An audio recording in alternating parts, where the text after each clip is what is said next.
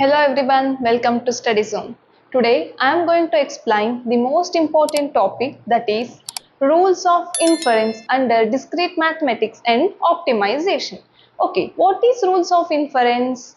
So in rules of inference, what happens is premises will be given and conclusion will also be given. What we have to do is we have to derive conclusion from these premises, which means we are taking out the conclusion or we are deriving out the conclusion from these premises. Okay, so the topic is rules of inference. What is inference? Inference means deriving conclusion from evidence. As I told you before, it is deriving conclusion from premises. Here it is evidence. So what is evidence? Evidence means assumptions or premises, which means we used to assume something and from that assumptions we are going to derive the conclusion for that assumption. Okay, so rules of inference are basic logical steps we use to draw conclusion from given information. So same thing that we are explaining again. So to derive the conclusion from the information, we use some basic logical steps. We don't use anything, we use some logical steps, okay? And then these rules of inference are used to construct complex valid arguments. And there are certain types in rules of inference. So let us go through these types one by one. Okay, the first step is Modus Ponens. So this Modus Ponens states as that P implies Q, or we can also write it as P implies Q and P implies Q. Okay, so it states as that if you know one thing is true, then the second thing must be true. This is the statement of Modus Ponens, which means here, look here P is true, therefore Q, which means here if P is true, then Q must be true. Okay, here there comes true and true, which comes under tautology, right? Which comes under tautology. So Modus Ponens comes under tautology, which means here P will be true, therefore Q will also be true. So let us take one example, okay? I will write the example here. So here let's take one sentence, whole statement, okay? That is, it is raining. So what you will do if it is raining? I will take umbrella, right? So it is raining, I will take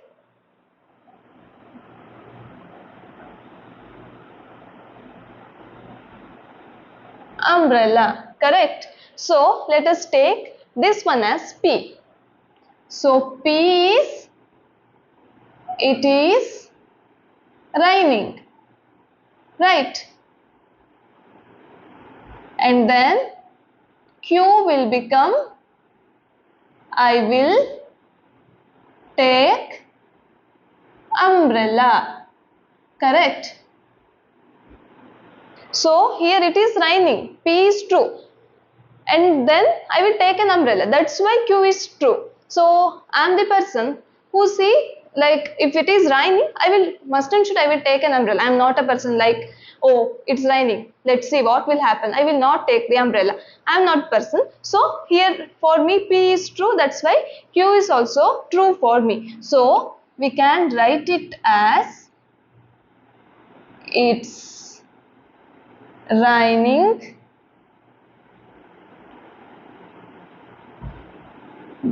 therefore I will take umbrella. Okay, this is Modus Ponens. So let us go through the second type. Okay, the second type under rules of inference is Modus Tollens. It is also called as opposition rule because it is the opposition of the first type, that is Modus Ponens. Okay, so Modus Ponens suggested that it states that P implies Q, correct? So the Modus Tollens, which is the opposition of Modus Ponens, it tells us that if P implies Q holds, then in some cases, if negation of Q is true, then negation of P must hold true, which means, so when I explain you the example, you will be understanding it clearly. So for time being, let's understand, or let's try to understand this one, that is, if P implies Q is true, then negation of Q that holds good will also holds the negation of P good. Okay, so we can also write it as P implies Q and negation Q implies negation P. Okay, so let us go through the example. So in the example we have taken two premises. One premises is of Modus Ponens. Okay, so we have to write the opposition of this rule and we have to prove that if negation of Q is correct, then negation of P must be correct. So like that, so premise 1 is if it is raining, then the ground will be wet. So this is Modus Ponens, correct, which means P implies Q.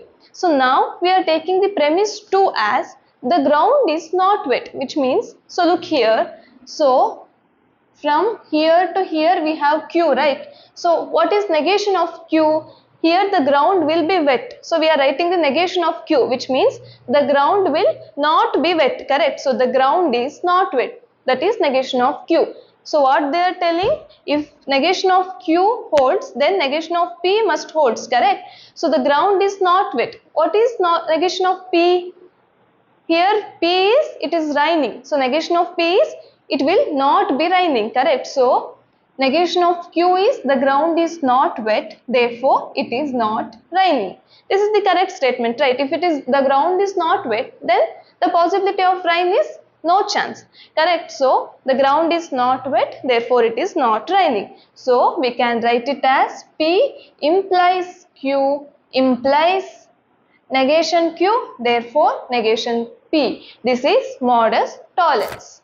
And next, the third type is hypothetical syllogism. So this hypothetical syllogism states that if P implies Q is true and if Q implies R is true, then P implies R will be true. That is, if P implies Q and Q implies R, therefore P implies R, which means here we have P implies Q and we have Q implies R, which means P implies Q implies R. So what we will do in hypothetical syllogism is we use the shortcut method and we will chain together P and R to derive the conclusion. Okay, so to derive the conclusion, what we will do, we will chain together this P and R, or which means we are taking the shortcut method to derive the conclusion. So let us take the example that here there is P implies Q and Q implies R. From this we have to derive P implies R. Okay, so in the P implies Q we have, if you study hard you will pass exam. It's correct, right? That is P implies Q. Q is you will pass exam. I am taking this Q here, that is if you pass exam you will get scholarship. Okay, so here we have defined P implies Q and Q implies R. So now we have to derive the shortcut method, that is P implies R. That is, what is P here? Here P is if you study hard and R is you will get scholarship, right? So in P implies R, we will have the final conclusion as if you study hard you will get scholarship. So this is about hypothetical syllogism. Remember these things. If P implies Q and Q implies R holds true, then we use the shortcut method and derive P implies R. So this is the example. Let's go through the next type. So the fourth type is disjunctive syllogism. So it states that P or Q and negation P, therefore Q, which means if there is a disjunction of two statements and the disjunction of one statement is false, then the other statement must be true, which means let's state that if P or Q is true. Okay, so here P or Q is true and negation of P is false. So here disjunction of two statements are true and one of the statement is false. Then the other statement must be true. So I will explain you this. Let's take there is P, okay, and then Q, and we have P or Q. We want the solution as true only, which means, look here, if I have true here and false here, then it's fine, it will become true, correct? If I have false here and true here, then it will become also true. But if I have two statements as false here, I will get the result as false. This case should not come under disjunctive syllogism. So if P or Q is true and one of the statement is false, then the other statement must be true. Okay, this is about disjunctive syllogism. So let us take one example. Here the premise 1 is either I will take bus or train to work, which means or is there, that's why it is P or Q. Okay, and negation of P states that I didn't take the train, which means here I have option of taking either train or bus. Here I didn't take the train, which means the Q will be true because therefore I took the bus. Since I didn't take the train to work, I took bus to work. This is here P or Q is true and negation of P, which means P is false, therefore Q must be true. This is disjunctive syllogism. Okay. So the simple type, that is fifth type, is addition. So this one states that if P is true, then P or Q is true, which means if P is true, then P or anything will be true. Okay, so let's take the example that you will be understanding. So here, look here, that is P is I have a dog, okay, and then Q is, I didn't mention Q here, let's take Q as I have a cat, okay. Then P or Q will be I have a dog or cat. Either this will be true or this will be true. Anything will be true. So what does P or Q suggest? P or Q tells that if P is true and then Q is false, then it will be true, right?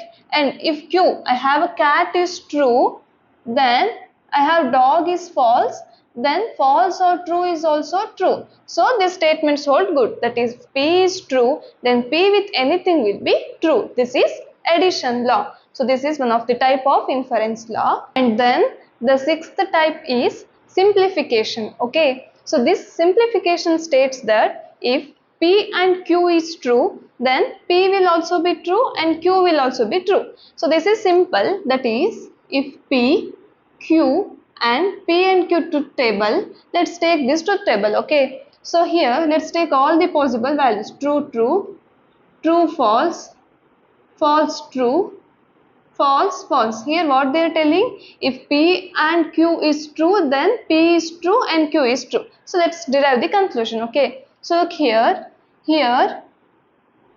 we have, let's take all these things are true. Okay. Conclusion is given, assumption is given. We have to check which of these things matches. Okay. We need P and Q to be true and this one is also true. So look here, if true occurs, then true happens. This one is correct. Okay, if true and false happen, which means 1 into 0, does it 1? No, right? This one is false. And here, look here, false, true. It is correct? No. This is also false. False, false.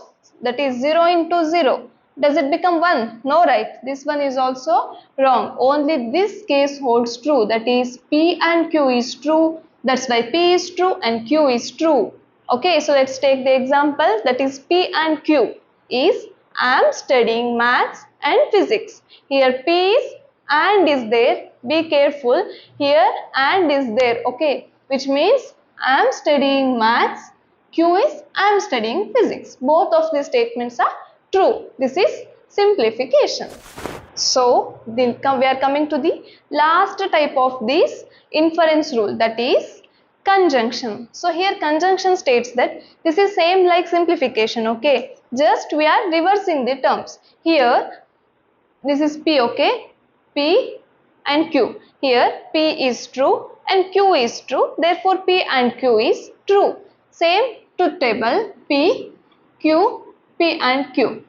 So true, true. Okay, this is conjunction as the name suggests. Here P and Q are true, therefore P and Q is true. Then let's see the example. Oh, what is example? So this is the homework for you. So you have to write down the example for this conjunction and you have to put the answer in the comment section. So let's see what are the innovative answers will be there in the comment section. Okay, let's meet in the next class. Bye bye.